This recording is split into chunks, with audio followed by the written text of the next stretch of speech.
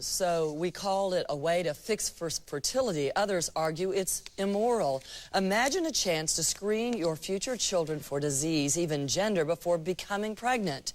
It's not all science fiction. Tonight, Sarasota reporter Jackie Barron takes us inside the lab where doctors search for better babies. Stacy and Michael Blaney married later in life. They wanted a family, but a baby proved elusive.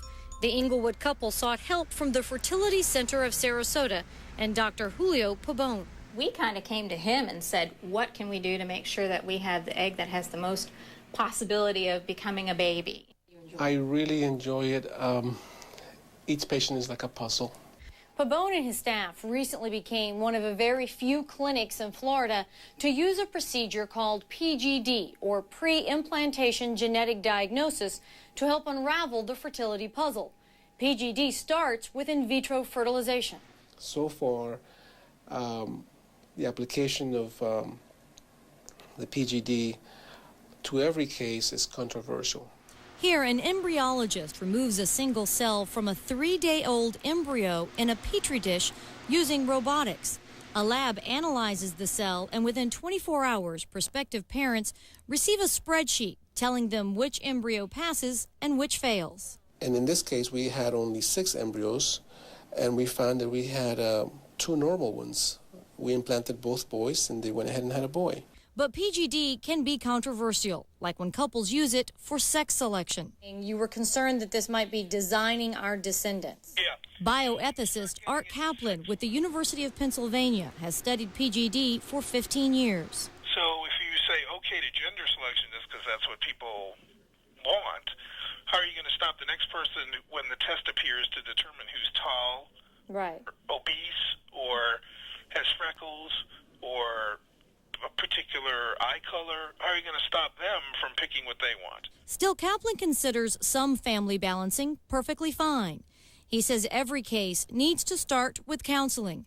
Dr. Pabon agrees. Some couples will basically promise us that they would not discard embryos based on sex, because I don't feel right doing that. PGD gives families a way to screen for everything from Down syndrome to potentially fatal genetic disorders passed on through parents. So I would expect that you might even be able to test an embryo in the next 5 years for autism.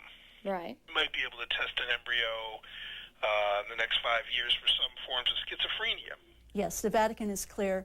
Of course, the concept of PGD makes the Catholic Church cringe. Would it be correct to say the Church considers PGD unethical? You will probably find some ethicists who would say there's nothing wrong with it, Catholic ethicists. But yes. The decision to use PGD proved an emotional struggle for this North Tampa couple. Their 3-year-old son, diagnosed with cystic fibrosis, faces a lifelong struggle to breathe. Because knowing if we would have done that 4 years ago, I wouldn't have Robbie. And, you know, my child now, and he's the light of my life, so. The couple asked we conceal their identity. The family hoped to help a sibling avoid CF with PGD. I wouldn't be able to live with myself knowing that I could have prevented CF in my next child. It's very emotional for us too. We really want you to be successful. We really want you to move on. Right now, Pabon offers PGD as an option, one giving many families new hope. It's very individualized. It's not a cookbook. And possibly the newest revelation, Dr. Pabon reports finding increased success using PGD with couples over 35. It worked for the couple in Inglewood, now celebrating good news. We were fortunate with Dr. Pabon because we were looking for the best guarantee. Sean Michael Blaney makes his debut next year. Even with PGD, no 100% guarantee. The American Medical Association, as well as others, fear that science may be getting ahead of ethics here and wants more debate on PGD. Medical experts say that hasn't happened because politicians hate the topic of genetic engineering since it dances dangerously close to the abortion debate. And it's not cheap. PGD costs several $1,000s and is not covered by insurance.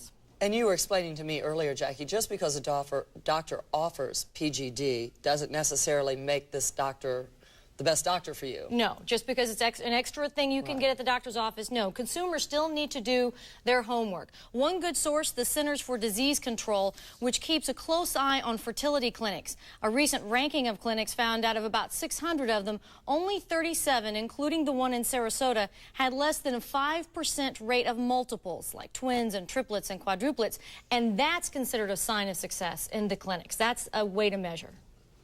All right. Well, it is fascinating. Fascinating stuff. Information, yeah. Thank you.